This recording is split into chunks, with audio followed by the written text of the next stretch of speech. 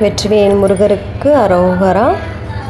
அஞ்சு முகம் தோன்றின் ஆறு முகம் தோன்றும், வெஞ்சமிரல் அஞ்சேல் என வேல் தோன்றும், நெஞ்சில் ஒரு கால் நினைக்கில் இரு காலம் தோன்றும், முருகா என்று ஓதுவர் முன்.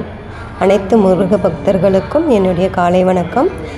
இந்த பூஜை ரூம் என்னோடய ஃப்ரெண்டோட பூஜை ரூம். நேற்று ஒரு ஸ்பெஷலான விஷயம் நடந்தது. அதை தான் இன்றைக்கி அவங்க கூட ஷேர் பண்ணிக்கலாம் அப்படின்னு சொல்லிட்டு இந்த வீடியோ போட்டிருக்கேன். அவங்க பார்த்திங்கன்னா அவங்களும் பயங்கரமான ஒரு முருக பக்தர். அவங்க எங்கள் வீட்டில் பாட்டெல்லாம் பாடுவாங்க, முருகப்பாட்டு. அப்போ எங்களையும் அவங்க வீட்டுக்கு இன்வைட் பண்ணியிருந்தாங்க. நாங்கள் இன்ன வரைக்கும் போனதில்லை, இப்போ தான் ஃபஸ்ட் டைம் போகிறோம். அவங்க கூப்பிட்ருந்தாங்க. அப்போ பார்த்திங்கன்னா எனக்கு பயங்கரமான வயிறு வலி. அதனால் என்ன பண்ணேன், என்னால் வர முடியாது அப்படின்னு சொல்லிவிட்டு அவங்களுக்கு கால் பண்ணிட்டேன். அதுக்கப்புறம் அவங்க பூஜையெல்லாம் எல்லாமே ரெடி பண்ணி வச்சுட்டாங்க. அதாவது கோலம்லாம் போட்டுட்டு நாங்கள் வந்தோடனே விளக்கு ஏற்றிட்டு சாமி கும்பிட்ற மாதிரி அவங்க பிளான் பண்ணிகிட்டு இருந்தாங்க. சரி, நான் ஃபோன் பண்ணி வரமாட்டேன்னு சொன்னேன்னா அவங்களுக்கு ஒரு மாதிரி ஆகிட்டு முருகர்கிட்ட போயிட்டு ஒரே அழுதுருக்காங்க. அவங்களாம் வந்தால் நான் சந்தோஷமாக இருப்பேன், நான் சந்தோஷமாக இருக்கிறது உனக்கு பிடிக்காதா, எதுக்கு இப்படி பண்ணுற, அந்த பொண்ணுக்கு எதுக்கு வயிறு வலி கொடுத்த அப்படிங்கிற மாதிரி, வயிறு வலி ஏன் வரணும் அப்படின்னு சொல்லிட்டு முருகர்கிட்ட அவங்க வேண்டிகிட்டே இருந்திருக்காங்க. பார்த்திங்கன்னா எனக்கு இங்கே கொஞ்ச நேரத்துலேயே சரியாயிடுச்சு. வயிறு வலி எப்பயும் போல் நார்மலாக ஆகிடுச்சு. அதுக்கப்புறம் நான் கால் பண்ணிவிட்டு அவங்கக்கிட்ட சொல்கிறேன், சரி நாங்கள் வரோம் மேம் அப்படின்னு சொல்லிட்டு சொன்னோன்னையும் அவங்க யுகி மேம் அவங்க பேர். அவங்க சொன்னாங்க, நான் இன்ன வரைக்கும் முருகர்கிட்ட பேசிகிட்டு இருந்தேன்டி அப்படின்னு சொன்னாங்க. அவங்களுக்குலாம் சரியாக எதுக்கு அந்த பொண்ணு கஷ்டத்தை சரியாயிடணும்னு சொல்லிட்டு அதே மாதிரி எனக்கும் சரியாயிடுச்சு. சரின்னு அவங்க வீட்டுக்கு போயிட்டு பாடலாம் பாடோம். அங்கே ஒரு வாராகி வச்சுருந்தாங்க, சூப்பராக இருந்தாங்க. நல்ல ஒரு வைப் கிடச்சிது அந்த வாராகிட்ட இருந்து. அப்படியே நாங்கள் முருகர் பாட்டெலாம் பாடுறப்போ ஒரே நம்ம பாட்டு பாடினாலே பூ போட்டுருவார் முருகர். அது மாதிரி அங்கேயும் பூ விழுந்தது. அது எங்களுக்கு ஒரு நெகிழ்ச்சியான ஒரு விஷயம் நேற்று நடந்தது. அதை அவங்க கூட ஷேர் பண்ணணுன்னு நினச்சேன், பண்ணிட்டேன். ஸோ இன்றைக்கி காலையில் பார்த்திங்கன்னா பாப்பாவுக்கு கேரட் ஜூஸ் போடலான்னு சொல்லிட்டு பண்ணிட்டு இருந்தேன். ஸோ கேரட் ஜூஸ் பண்ணுறதுக்கு நீங்கள் கேரட்டை நல்லா கட் பண்ணிவிட்டு அதோட ஒரு சின்ன ஒரு இஞ்சி துண்டு அதையும் சேர்த்து மிக்சியில் அடிச்சுக்கோங்க. அடிச்சுட்டு அதோட சர்க்கரை, அதாவது கேரட்டு, சர்க்கரை, இஞ்சி மூணையும் அடிச்சுட்டு அதுக்கப்புறம் லெமன் புழிஞ்சு விட்டு குடிச்சு பார்த்திங்கன்னா ரொம்ப சூப்பராக இருக்கும் இந்த கேரட் ஜூஸு. ஸோ இது நல்லா ப்ளட் சர்க்குலேஷன் நம்மளுக்கு கொடுக்கும். நிறைய விட்டமின்ஸ் இருக்குது இல்லையா கேரட்டில், அதனால் ரொம்ப நல்லது உடம்புக்கு. இது மாதிரி செஞ்சு கொடுங்க. காலையில் நான் பாப்பாவுக்கு இந்த மாதிரி ஜூஸ் போட்டு கொடுத்தேன். இன்றைக்கி என்னோடய தங்கச்சிக்கு நடந்த ஒரு உண்மை சம்பவம் தான் இந்த வீடியோவில் உங்கள் கூட ஷேர் பண்ணிக்கலான்னு இருக்கேன். அவளுக்கு முருகர் நடத்திய அற்புதம், அதிசயம் தான் இந்த வீடியோவில் நீங்கள் பார்க்க போகிறீங்க. இதில் அவள் பார்த்திங்கன்னா அவளுக்கு ஒரு கனவு வந்திருக்கு. அந்த கனவு அதாவது அவள் பழனி மலையில் ஏறிட்டுருக்கா. அப்போ ஒரு சின்ன பையன் அவள் கையை பிடிச்சி அதாவது கிராஸ் பண்ணி போயிட்டான். அந்த குழந்தை நின்றுட்டு இருந்திருக்கு அந்த பையன். இவன் கிராஸ் பண்ணிட்டான். அப்போ கையை பிடிச்சிட்டு என்ன நீ என்னை பார்க்காம போகிற அப்படின்னு சொல்லிவிட்டு, நீ என்னை நினச்சி என்னை நினச்சி சாமி கும்பிடு, நான் உனக்கு குழந்தையாக பிறப்பேன் அப்படின்னு அவர் சொல்லியிருக்காரு. அதை சொன்னால் சரி ஓகே, அவர் நினச்சா அவர் நினச்சி வழிபடு அப்படின்னு நான் சொல்லிகிட்டு இருந்தேன். அதுக்கப்புறம் பார்த்திங்கன்னா அவள் கன்சீவ் ஆனான். அது மாதிரி திருச்செந்தூர் போயிட்டு வந்தால், திருச்செந்தூர் போயிட்டு வந்தனையுமே பார்த்திங்கன்னா கன்சீவ் ஆகிட்டான். கன்சீவ் ஆனனையும் எங்கள் வீட்டுக்கு தான் ஃபஸ்ட்டு வரா. எங்கள் வீட்டில் தான் என்கிட்ட தான் சொல்கிறான், அந்த மாதிரி கன்சீவ் ஆகிட்டேன் அப்படின்னு சொல்கிறான். அப்படி சொல்கிறப்போ நான் அப்போ நாங்கள் வீட்டில் நம்ம வேல்மாறல் எல்லாம் படிச்சுட்டே இருப்போம் இல்லையா. ஸோ அது அப்போ அவள் வடபழனிக்கு எனக்கு கூப்பிட்டுட்டு போ அப்படின்னு சொன்னான். சரி, நானும் வடபழனிக்கு கூப்பிட்டு போயிட்டு நல்லா நாங்கள் சாமி கும்பிட்டுட்டு அன்றைக்கி பார்த்திங்கன்னா சூப்பர் தரிசனம். எப்பயுமே வடபழனி முருகரை சந்தனம் காப்பில் பார்க்குறது அவ்வளோ நல்லது.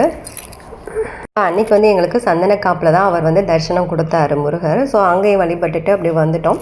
அதுக்கப்புறம் பார்த்திங்கன்னா அவள் போயிட்டா. அதுக்கப்புறம் முருகர் மேலே ரொம்ப அட்டாச் ஆகிட்டு வேல்மாறல் படிக்கிறது, அப்புறம் 48 நாள் விரதம் அவள் இருந்தாள். அவள் நான்வெஜ் சாப்பிடாமல் அந்த 48 நாள் விரதம் இருந்துகிட்டு இருந்தாள். அப்போ நான் அவங்க வீட்டுக்கு போகிறப்போ அங்கே அவங்க வீட்டு பக்கத்துலேயே ஒரு முருகர் கோவில் இருக்குது. வா பாப்பா நம்ம போயிட்டு வரலாம். அன்றைக்கி செவ்வாய்க்கிழமை தான் நான் அவங்க வீட்டுக்கு போயிருந்தேன். வா பாப்பா நம்ம போகலாம் அப்படின்னு சொல்லிட்டு போயிட்டு நாங்கள் ஈவினிங் போய் ஈவினிங் போயிருந்தோம். ஸோ அங்கே போனால் பாலாபிஷேகம் நடந்துகிட்டு இருந்தது. சாரி, அபிஷேகம்லாம் முடிஞ்சு அலங்காரம் பண்ணிகிட்டு இருந்தாங்க. நாங்கள் வந்துட்டு சரி அப்படி உட்காந்து எல்லாருமே வந்து சஷ்டி படிச்சுட்டு இருந்தாங்க. நாங்களும் வந்து சஷ்டி படிச்சுட்டு முருகர் பாடல்லாம் பாடிட்டு இருந்தோம். அப்படியே எல்லோரும் தீபம்லாம் ஏற்றி முருகருக்கு காட்டினாங்க. அப்போ அவள் சொன்னால் இப்படி ஒரு கோவில் இருக்குதுன்னு தெரியும், ஆனால் இந்த மாதிரிலாம் பண்ணுவாங்கன்னு எனக்கு தெரியாதுக்கா, நீ வந்து பிறதான் எனக்கு தெரிஞ்சிச்சு, நான் இனிமேல் செவ்வாய்க்கிழமை நான் வந்து கோவிலுக்கு வருவேன் அப்படின்னு சொன்னால். அது மாதிரி அவ்வளோ ரெகுலராக போயிட்டு இருந்தா. முருகர் கூட இன்னுமே ரொம்ப அட்டாச் ஆகிட்டு திருப்புகழ் படிக்க எல்லாமே படிச்சுட்டு இருந்தா. அப்போ வந்து பார்த்திங்கன்னா நாங்களும் ரொம்ப அந்த குழந்தைய பார்க்குறதுக்கு ரொம்ப ஈகராக எங்கள் வீட்டில் எல்லாருமே வந்து வெயிட் பண்ணிகிட்டு இருந்தோம். ஆக்சுவலி பார்த்திங்கன்னா அவளுக்கு வந்து 2 பெண் குழந்தை இருக்குது, இது 3ஆவது குழந்தை. அப்போ வந்து நாங்கள் வெயிட் பண்ணிகிட்ருந்தோம் குழந்தை பிறக்கணும். அதுவும் நான் சொன்னேன் அடுத்த தடவை நான் வரும்போது நான் குழந்தைய தான் பார்ப்பேன் அந்த மாதிரிலாம் சொல்லிகிட்டு இருந்தோம். கடைசியில் என்னென்னு பார்த்தா அவளுக்கு வந்து செக்கப்லாம் போயிட்டு வந்திருக்கா. அப்புறம் வந்து திடீர்னு வந்து ஒரு நாள் வந்து போகணும், ஹாஸ்பிட்டலுக்கு போகணுன்னு அவளுக்குள்ளே தோணிகிட்டே இருந்திருக்கு. சரின்ட்டு போயிருந்திருக்கா. போனால் அங்கே வந்து ஸ்கேன் பண்ணி பார்த்தா அந்த ஹார்ட் பீட் இல்லை குழந்தைக்கு அப்படின்னு சொல்லிட்டாங்க. அது சொன்னோன்னையும் அப்போ அவளும் என் தங்கச்சியும் அவங்க ஹஸ்பண்டும் 2 பேரும் போயிருந்திருக்காங்க. வேறு யாரும் இல்லை, அவங்க 2 பேரும் போயின்னு உங்களுக்கு என்ன செய்கிறது என்ன பண்ணுறது அப்படிங்கிறதே ஒன்றும் புரியலை. இந்த மாதிரி நம்மளுக்கு டக்குன்னு சொன்னால் நம்ம என்ன பண்ணுவோம், எதுவுமே வந்து ஓடாது இல்லையா, அந்த என்ன சொல்கிறது, இந்த உலகமே நின்ன மாதிரி தான் நம்மளுக்கு ஃபீல் ஆகும். அதே மாதிரி தான் அவளுக்கும் ஆயிருந்திருக்கும். அப்போ அவன் என்ன பண்ணுறது என்னன்னு தெரியல அப்படின்னு சொல்லி நீங்கள் வந்து பக்கத்தில் வந்து காணாவிளக்கு ஹாஸ்பிட்டல், கவர்மெண்ட் ஹாஸ்பிட்டலுக்கு அங்கே போயிருங்க அப்படின்னு சொல்லிட்டாங்க. ப்ரைவேட்டில் போய் சொன்னப்போ அப்போ என்ன பண்ணிட்டா சரின்ட்டு அங்கே போயிட்டாங்க. அங்கே போனோன்னையும் அங்கே போயிட்டு என்ன பண்ணிட்டாங்கன்னா குழந்தை வந்து இறந்துடுச்சு அப்படின்னு சொல்லிட்டாங்க. அப்போ நம்ம சிசேரியன் பண்ணி தான் எடுக்கணும், குழந்தைய எடுக்கணும். அப்போது குழந்தைக்கு அப்புறம் இவங்க பாப்பாவுக்கு இதில் 2 இதில் என்ன பண்ணணும் அவங்களுக்கும் புரியலை, டாக்டர்ஸ்க்கும் புரியாமல் அவங்களும் டென்ஷன் இது பண்ணிகிட்ருக்காங்க. அப்போ எங்கள் சித்தி பொண்ணு தான். அப்போ எங்கள் சித்தியும் வந்து என்ன பண்ணியிருக்கா, அதுக்கும் என்ன பண்ணுனே தெரில. அப்போது அப்படியே உட்காந்து வேல்மாறல் படிச்சிருக்காங்க. வேல்மாறல் வந்து கத்தி படிச்சிருக்காங்க. அவங்க ஹஸ்பண்டும் பக்கத்தில் உட்காந்துட்டு இருந்திருக்காங்க. எங்கள் சித்தி சொல்கிறாங்க, எனக்கு எதுவுமே தோணலை, நான் வந்து யார் என்னை பார்க்குறாங்க செய்கிறாங்க அந்த மாதிரி எனக்கு எந்த எண்ணமும் தோணாமல் நான் வந்து அந்த வேல்மாறலை அப்படியே வந்து கத்தி படிச்சுட்டு இருந்தேன் அப்படின்னு சொன்னாங்க. அதுக்கப்புறம் ஒரு 1 ஹவருக்கு அப்புறம் வந்து பாப்பா இறந்துருந்தது, அது கொடுத்துருக்காங்க. அதுக்கப்புறம் வந்து என் தங்கச்சிக்கு வந்து நல்லபடியாக இருந்திருக்கு. ஸோ இதுக்கப்புறம் வந்து பார்த்திங்கன்னா அவள் ரொம்ப டிப்ரெஸ் ஆகிட்டா. அவள் வந்து ரொம்ப டிப்ரெஸ் ஆகிட்டு என்ன பண்ணிட்டா, ரொம்ப யார் கூடயுமே பேசாமல் ரொம்ப வெக்ஸ் ஆகி இருந்தால். நான் கால் பண்ணாலும் பேச மாட்டேன்ட்டா, யார் கால் பண்ணாலும் யார் வீட்டுக்கு போனாலும் யார் கூடயும் பேசுகிறதில்ல. அப்புறம் கொஞ்ச நாளுக்கு அப்புறம் நான் கால் பண்ணிகிட்டே இருந்தேன். கொஞ்ச நாளுக்கு அப்புறம் என்கிட்ட வந்துட்டு நான் பேசாமல் முருகரை கும்பிடாமல் இருந்தால் கூட என் குழந்தை நல்லபடியாக பிறந்திருக்குமோ அப்படி இப்படின்லாம் சொல்லிகிட்டு இருந்தான். அதுக்கப்புறம் நான் சொன்னேன், இல்லை பாப்பா இதுக்கும் ஏதோ ஒரு காரணம் இருக்கும், நீ அதெல்லாம் அப்படிலாம் சொல்லாத, நீ முருகரை கும்பிட்றத மட்டும் கைவிடாத அப்படின்னு சொன்னேன். கந்த சஷ்டி கேட்டாலே எனக்கு வந்து கடுப்பாக இருக்குது, ஆஃப் பண்ணி விடுங்க அப்படிங்கிற மாதிரி அந்த ஞாபகம் வருது, அந்த மாதிரி அவள் வந்து சொல்லிகிட்டு இருந்திருக்கா. அதுக்கப்புறம் வந்து அதுலேயும் ஒரு அற்புதத்தை நடத்தியிருக்காரு முருகரை. அப்புறம் வந்து அவள் வந்து என்கிட்ட சொல்லும்போது என்ன சொன்னால், எனக்கு வந்து எதுக்கு என் குழந்தை இப்படி ஆகணும் அப்படிங்கிறதுக்கு முருகர் வந்து பதில் சொல்லியே ஆகணும் அப்படின்னு சொல்லிட்டு என்கிட்ட சொல்லிகிட்டே இருந்தேன். நான் சொன்னேன், கண்டிப்பாக உனக்கு வந்து இதுக்கான பதில் வந்து கண்டிப்பாக முருகர் கொடுப்பாரு அப்படின்னு நான் வந்து சொன்னேன். அப்படியும் அவள் வந்து அதை வந்து சமாதானம் பண்ணிக்கவே முடியல அவனால். அப்படியே வந்து இந்த மாதிரி நாட்கள் போயிட்டே இருக்குது. அப்புறம் கொஞ்ச நாளுக்கு அப்புறம் அவளுக்கு வந்து எதுவுமே பிடிக்காமல் இருந்தப்போ ஒரு நாள் வந்து திருப்புகழ் படிக்கலாம் அவளுக்கு வந்து தோன்றியிருக்கு, திருப்புகழ் வந்து படிக்கலாம். ஸோ அப்போ வந்து திருப்புகழ் படிச்சிருக்கா. அன்றைக்கி நைட்டே வந்து முருகர் கனவுல வந்திருக்காரு. முருகர் வந்து கனவுல வந்து அவர் வந்து சொல்லியிருக்காரு, இந்த மாதிரி நான் வந்து கூடயே இருக்க முடியாது, நீ ஆசைப்பட்டதுனால நான் வந்து உங்ககிட்ட வந்து ஒரு 10 மாதம் உங்க கூட நான் வந்து இருந்தேன். எனக்கு வந்து இந்த உலகத்தில் வந்து இப்போ நடக்கிற யுக மாற்றம்னு ஒன்று நடந்துகிட்ருக்கு இல்லையா, அதுக்கு எனக்கு நிறைய வேலைகள் இருக்குது.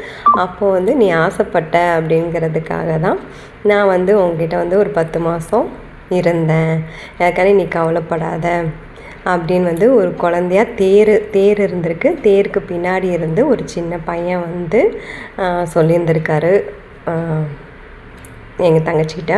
ஸோ அதிலேருந்து அவள் கொஞ்சம் ரெக்கவர் ஆகிட்டா. அதுக்கப்புறம் அவளுக்கு வந்து முழு நம்பிக்கையாக வந்து இப்போ வந்து யூடியூப் சேனல் ஸ்டார்ட் பண்ணி வீடியோஸ்லாம் பயங்கரமாக போட்டுட்ருக்கா. அவளோட சேனல் பார்த்திங்கன்னா மேகு இனி விலாக்ஸ்னு. ஸோ எங்களோட சேனலுக்கு வந்து சப்போர்ட் பண்ணுங்கள், லைக் பண்ணுங்கள், ஷேர் பண்ணுங்கள், சப்ஸ்கிரைப் பண்ணிக்கோங்க ஃப்ரெண்ட்ஸ். இப்படியா வந்து முருகர் வந்து சோதிப்பாருன்னு நிறைய பேர் நினைப்பாங்க. அவர் வந்து சோதிக்கலை, உன்னோட கர்ம விதியை தான் நீ அனுபவிச்சிட்ருக்க. அப்போ நம்ம வந்து ஒவ்வொருத்தவங்களும் நம்மளோட கர்ம விதியை அனுபவிக்கிறோம். அதுக்கு வந்து ஒரு படகா வந்து முருகர் இருப்பார். நம்ம வந்து அதை கடக்கிறதுக்கு ஒரு படகா இருப்பார், ஒரு ஆறுதலாக இருப்பார், யாரையுமே கைவிட மாட்டார். வெற்றிவேல் முருகருக்கு அரோகரா.